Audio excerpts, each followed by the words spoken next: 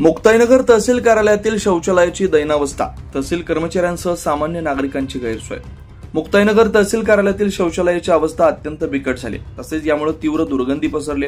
यामुळे कर्मचाऱ्यांसह नागरिकांची गैरसोय होते। शहराच्या मध्यवर्ती ठिकाणी असलेल्या तहसील कार्यालयात रोज हजारो नागरिकांची ये जा सुरू असते। अशा महत्त्वाच्या समजल्या जाणाऱ्या कार्यालयातील शौचालयात घाणीच्या साम्राज्यासह या ठिकाणी दिसून येत आहे। पाण्याची देखील व्यवस्था नाही, त्यातच पावसाळ्याचे दिवस असल्यामुळे येथील शौचालयात अधिकच घाणीचं साम्राज्य पसरल्यामुळे दुर्गंधी पसरली।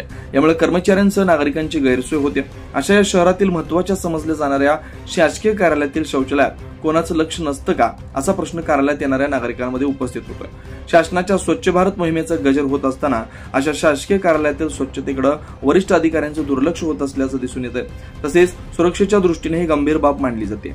नागरिक आणि कर्मचारी वर्गाने प्रशासनाकडे अनेकदा तक्रारी करूनही अद्याप कोणतीही ठोस कारवाई झालेली नाही।